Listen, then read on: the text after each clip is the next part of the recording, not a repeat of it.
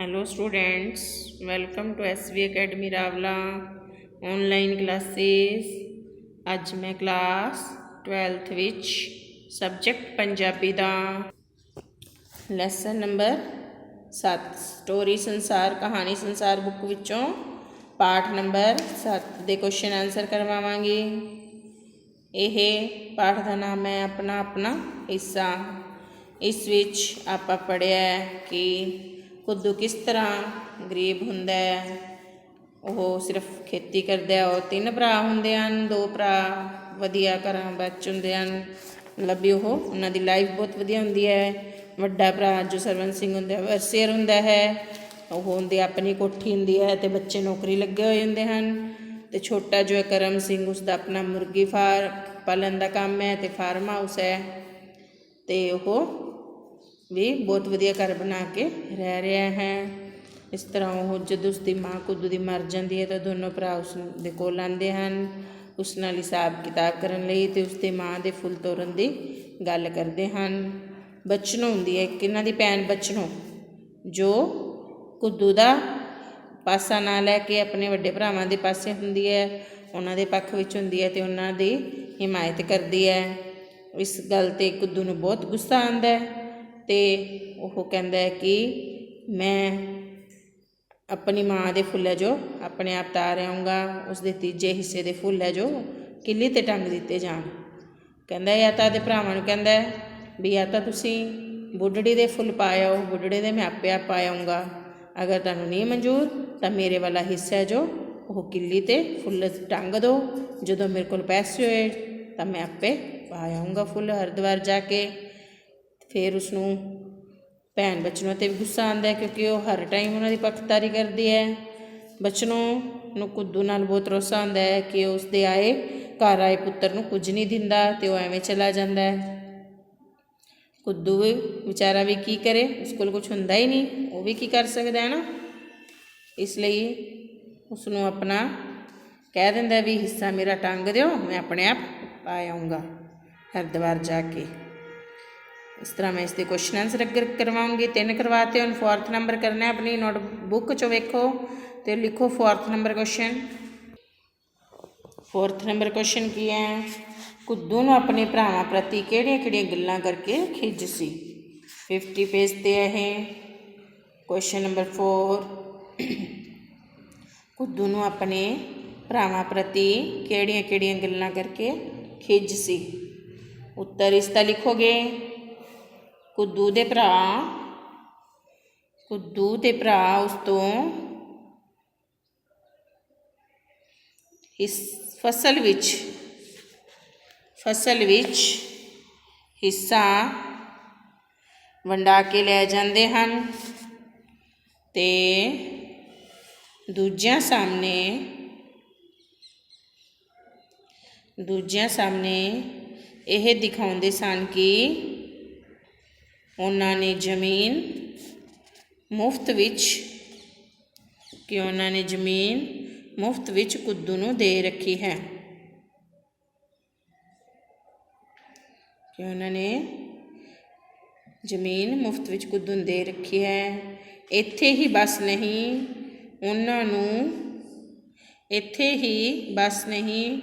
उन्होंने कुद्दू दे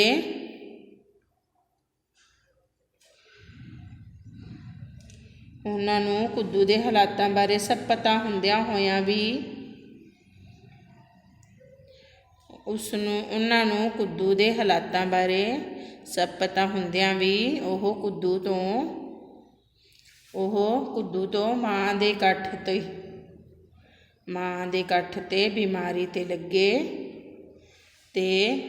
ते लगे पैसों का हिस्सा मंगते हैं।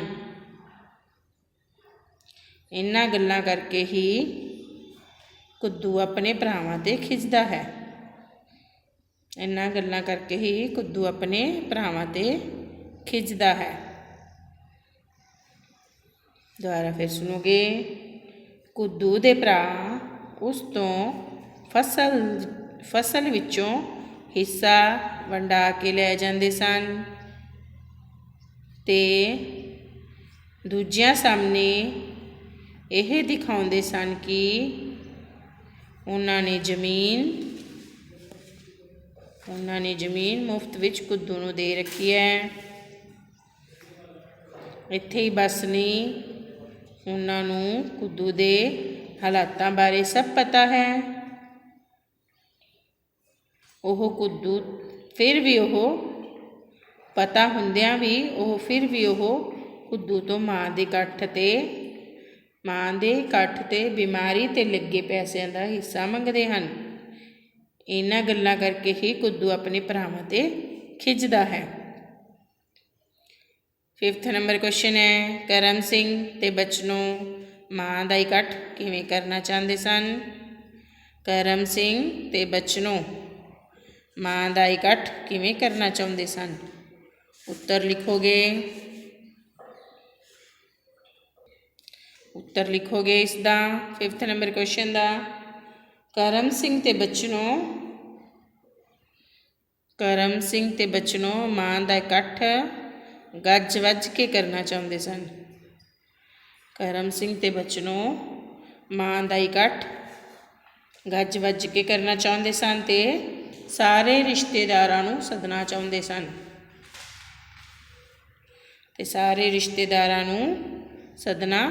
ਸਨ। ਫਿਰ ਵਾਪਿਸ ਸੁਣੋਗੇ।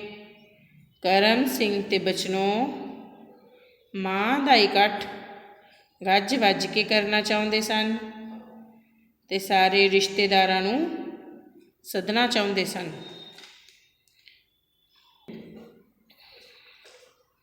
6th ਨੰਬਰ ਕੁਐਸਚਨ ਹੈ, ਕੁੱਦੂ ਗੁੱਸੇ ਵਿੱਚ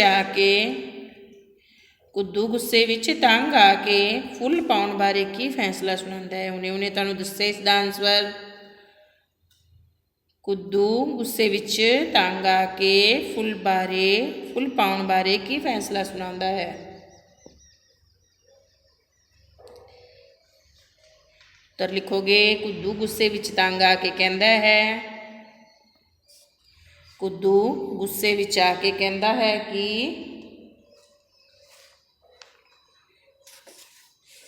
ਬੁੱਢੜੀ ਦੇ ਫੁੱਲ ਤੁਸੀਂ ਪਾ ਆਓ ਤੇ ਬੁੱਢੜੇ ਦੇ ਉਹ ਆਪੇ ਪਾ ਆਵੇਗਾ।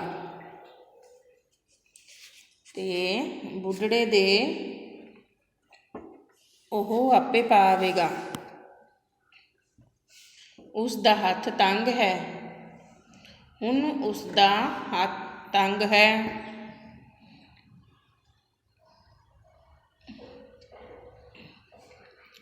ਫਿਰ ਉਹ ਕਹਿੰਦਾ ਹੈ ਕਿ ਜੇ ਉਹਨਾਂ ਨੂੰ ਇਹ ਵੀ ਮਨਜ਼ੂਰ ਨਹੀਂ ਤਾਂ ਉਸ ਦੇ ਤੀਜੇ ਹਿੱਸੇ ਦੇ ਫੁੱਲ ਕਿੱਲੀ ਤੇ ਟੰਗ ਦੇਣ।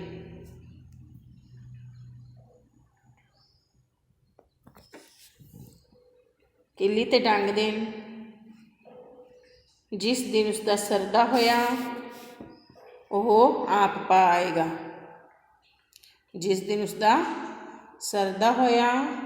ਉਹ ਆਪ ਪਾ ਆਏਗਾ।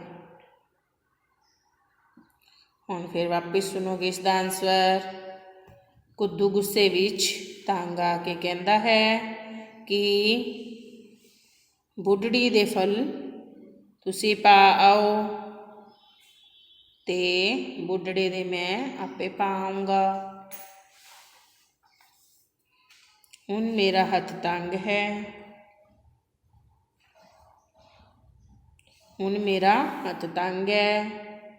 ਫਿਰ ਉਹ ਕਹਿੰਦਾ ਹੈ ਕਿ ਜੇ ਉਹਨਾਂ ਨੂੰ ਇਹ ਵੀ ਮਨਜ਼ੂਰ ਨਹੀਂ ਤਾਂ ਉਸ ਦੇ ਤੀਜੇ ਹਿੱਸੇ ਦੇ ਫੁੱਲ ਕਿੱਲੀ ਤੇ ਟੰਗ ਦੇਣ। ਜਿਸ ਦਿਨ ਉਸਦਾ ਸਰਦਾ ਹੋਇਆ ਉਹ ਜਾ ਕੇ ਪਾ ਆਵੇਗਾ।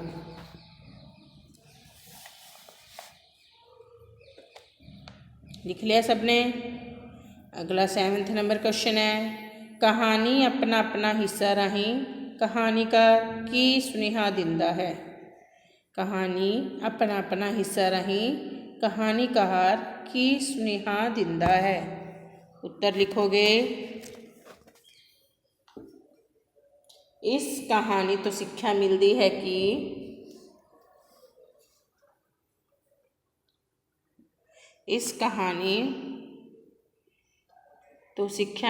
ਹੈ ਕਿ ਅੱਜ ਕੱਲ੍ਹ ਪੈਸੇ ਅੱਗੇ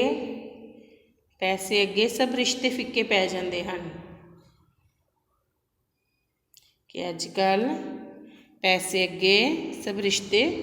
ਜਾਂਦੇ ਹਨ। ਕੋਈ ਭੈਣ ਭਰਾ ਮਾਂ ਪਿਓ ਦੀ ਕਦਰ ਨਹੀਂ ਕਰਦਾ। ਕੋਈ ਭੈਣ ਭਰਾ ਮਾਪਿਆਂ ਦੀ ਕਦਰ ਨਹੀਂ ਕਰਦਾ। ਮਨੁੱਖ ਰਿਸ਼ਤਿਆਂ ਨੂੰ ਪੈਸਿਆਂ ਨਾਲ ਤੋਲਦਾ ਹੈ।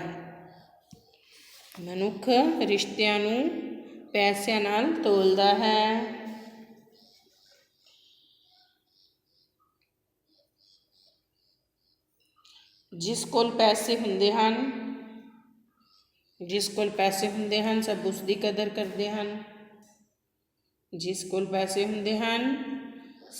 ਕਦਰ ਕਰਦੇ ਹਨ।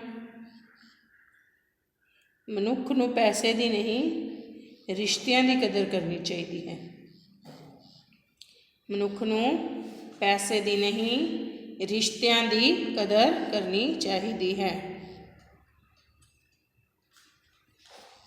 ਫਿਰ ਸੁਣੋਗੇ ਇਸ ਦਾ ਆਨਸਰ। ਇਸ ਕਹਾਣੀ ਤੋਂ ਸਿੱਖਿਆ ਮਿਲਦੀ ਹੈ ਕਿ ਅੱਜ ਕੱਲ੍ਹ ਪੈਸੇ ਅੱਗੇ ਸਭ ਰਿਸ਼ਤੇ ਫਿੱਕੇ ਪੈ ਗਏ ਹਨ। ਕੋਈ ਭੈਣ ਭਰਾ ਮਾਂ ਪਿਓ ਦੀ ਕਦਰ ਨਹੀਂ ਕਰਦਾ। ਮਨੁੱਖ ਰਿਸ਼ਤਿਆਂ ਨੂੰ ਪੈਸਿਆਂ ਨਾਲ ਤੋਲਦਾ ਹੈ।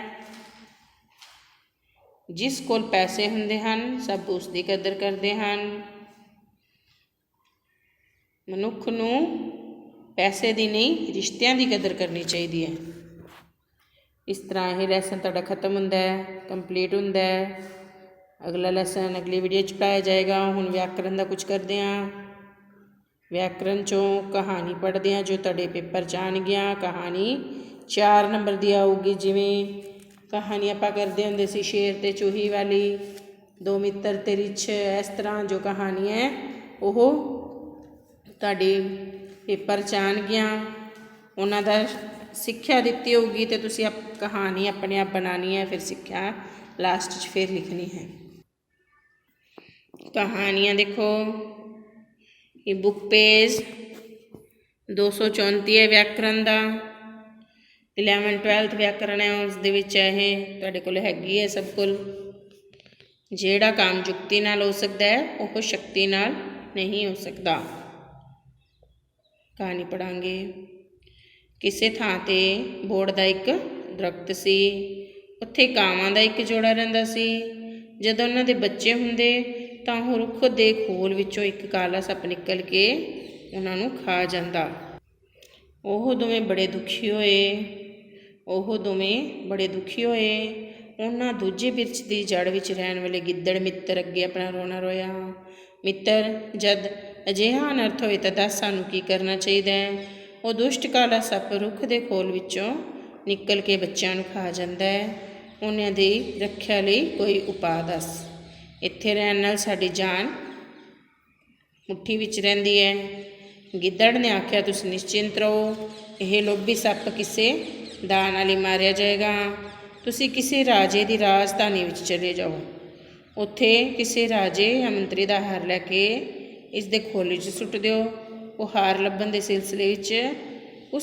ਲੱਭਣ ਦੇ ਸਿਲਸਿਲੇ ਵਿੱਚ ਇਹ ਮਾਰਿਆ ਜਾਏਗਾ। ਉਸੇ ਵੇਲੇ ਕਾਂ ਅਤੇ ਉਸਦੀ ਕਾਉਣੀ ਦੋਨੇ ਉੱਡ ਗਏ। ਉਹ ਇੱਕ ਤਲਾਅ 'ਤੇ ਪੁੱਜੇ। ਉੱਥੇ ਉਹਨਾਂ ਇੱਕ ਸੋਨੇ ਦਾ ਮੋਤੀਆਂ ਜੜਿਆ ਹਾਰ ਵੇਖਿਆ, ਜਿਸ ਨੂੰ ਰਾਜੇ ਦੇ ਹਰਮ ਦੀਆਂ ਇਸਤਰੀਆਂ ਨੇ ਰੱਖਿਆ ਹੋਇਆ ਸੀ। ਆਪਣੇ ਕੱਪੜੇ ਅਤੇ ਗਹਿਣੇ ਗੱਟੇ ਉਤਾਰ ਕੇ ਪਾਣੀ ਵਿੱਚ ਖੇਡ ਰਹੀਆਂ ਸਨ। ਕਾਉਣੀ ਉੱਥੋਂ ਕੇਵਲ ਸੋਨੇ ਦਾ ਹਾਰ ਚੁੱਕ ਕੇ ਘਰ ਵੱਲ ਤੁਰ ਪਈ। ਕਈ ਆਦਮੀਆਂ ਨੇ ਕਾਉਣੀ ਨੂੰ ਹਾਰ ਲਿਜਾਂਦਿਆਂ ਵੇਖਿਆ। ਝਟਪਟ ਡੰਡੇ ਲੈ ਕੇ ਉਸਦੇ ਪਿੱਛੇ ਦੌੜੇ। ਕਾਉਣੀ ਨੇ ਸੋਨੇ ਦਾ ਹਾਰ ਉਸ ਸੱਪ ਦੇ ਖੋਲ ਵਿੱਚ ਸੁੱਟ ਦਿੱਤਾ। ਦੂਰ ਜਾ ਕੇ ਬੈਠ ਗਈ। ਜਦ ਸਿਪਾਹੀ ਉਸ ਬਿਰਛ 'ਤੇ ਚੜ੍ਹੇ ਤਾਂ ਉਹਨਾਂ ਉਸ ਖੋਲ ਵਿੱਚ ਕਾਲਾ ਸੱਪ ਵੇਖਿਆ ਜੋ ਫਨ ਫੈਲਾ ਕੇ ਬੈਠਾ ਹੋਇਆ ਸੀ। ਉਹਨਾਂ ਨੇ ਉਸ ਨੂੰ ਡੰਡਿਆਂ ਨਾਲ ਮਾਰ ਦਿੱਤਾ। ਉਹ ਸੋਨੇ ਦਾ ਹਾਰ ਲੈ ਕੇ ਰਾਜ ਦਰਬਾਰ ਚਲੇ ਗਏ। ਉਸ ਦਿਨ ਤੋਂ ਬਾਅਦ ਕਾਂ ਅਤੇ ਉਸਦੀ ਕਾਉਣੀ ਬੜੇ ਪ੍ਰੇਮ ਨਾਲ ਉਸ ਰੁੱਖ 'ਤੇ ਰਹਿਣ ਲੱਗੇ। ਸਿੱਖਿਆ ਕੀ ਮਿਲਦੀ ਹੈ ਕਿ ਸੋ ਜਿਹੜਾ ਕੰਮ ਯੁਕਤੀ ਨਾਲ ਹੋ ਸਕਦਾ ਉਹ ਸ਼ਕਤੀ ਨਾਲ ਨਹੀਂ ਹੋ ਸਕਦਾ। ਯਾਨੀ ਜੋ ਬੁੱਧੀਮਾਨੀ ਨਾਲ ਕੰਮ ਹੋ ਸਕਦਾ ਹੈ ਉਹ ਜ਼ੋਰ ਨਾਲ ਨਹੀਂ ਹੋ ਸਕਦਾ। ਕਾਂ ਕਾਉਣੀ ਕੀ ਕਰਦੇ, ਕੁਝ ਕਰ ਨਹੀਂ ਸਕਦੇ ਸੀ ਨਾ ਸੱਪ ਦਾ, ਇਸ ਲਈ ਉਹਨਾਂ ਨੇ ਦਿਮਾਗ ਲੜਾਇਆ, ਗਿੱਦੜ ਤੋਂ ਸਲਾਹ ਲਈ ਅਤੇ ਗਿੱਦੜ ਨੇ ਉਹਨਾਂ ਨੂੰ ਕਿਹਾ, ਸਲਾਹ ਦਿੱਤੀ, ਫਿਰ ਉਹ ਦੋਨੋਂ ਨੇ ਉਸ ਸੱਪ ਨੂੰ ਮਰਵਾ ਦਿੱਤਾ। ਅਗਲੀ ਕਹਾਣੀ ਹੈ ਬੁੱਧੀਮਾਨ ਤਾਕਤਵਰ ਹੁੰਦਾ ਹੈ, ਯਾਨੀ ਜਿਸ ਵਿੱਚ ਦਿਮਾਗ ਹੁੰਦਾ ਹੈ ਉਹ ਤਾਕਤਵਰ ਹੁੰਦਾ ਹੈ। ਇਹ ਇੱਕ ਸ਼ੇਰ ਅਤੇ ਖਰਗੋਸ਼ ਦੀ ਕਹਾਣੀ ਹੈ। ਪਹਿਲਾਂ ਵੀ ਆਪਾਂ ਸ਼ੁਰੂ ਤੋਂ ਪੜ੍ਹਦੇ ਆ ਰਹੇ ਹਾਂ ਸ਼ੇਰ ਅਤੇ ਖਰਗੋਸ਼ ਦੀ ਕਹਾਣੀ। ਸ਼ੇਰ ਜਾਨਵਰਾਂ ਨੂੰ ਖਾ ਜਾਂਦਾ ਸੀ, ਫਿਰ ਇੱਕ ਕਰਕੇ ਉਹਦੇ ਕੋਲ ਜਾਨਵਰ ਭੇਜਿਆ ਜਾਣ ਲੱਗਿਆ। ਇਸੇ ਤਰ੍ਹਾਂ ਇੱਕ ਦਿਨ ਖਰਗੋਸ਼ ਦੀ ਵਾਰੀ ਆਉਂਦੀ ਹੈ। ਉਹ ਟਹਿਲਦਾ ਲੇਟ ਪਹੁੰਚਦਾ। ਉੱਥੇ ਜਾ ਕੇ ਉਹਨੂੰ ਕਹਿੰਦਾ ਵੀ ਖੂਹ 'ਚ ਇੱਕ ਹੋਰ ਸ਼ੇਰ ਸੀ।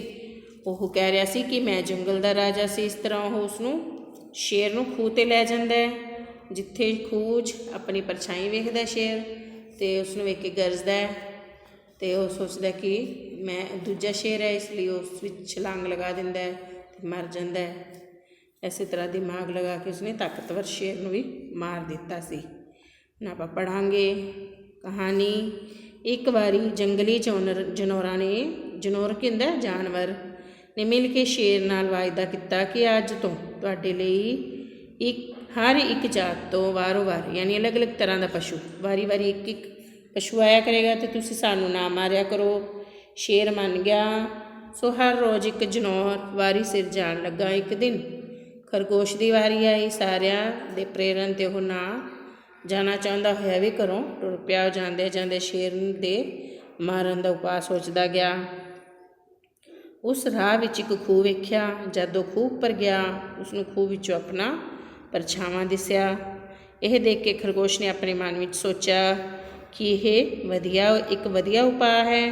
ਸ਼ੇਰ ਨੂੰ ਜੋਸ਼ ਦਿਵਾ ਕੇ ਆਪਣੀ ਅਕਲ ਨਾਲ ਇਸ ਖੂਹ ਵਿੱਚ ਸੁੱਟਾਂਗਾ। ਉਹ ਸ਼ਾਮੀ ਸ਼ੇਰ ਕੋਲ ਪੁੱਜਾ।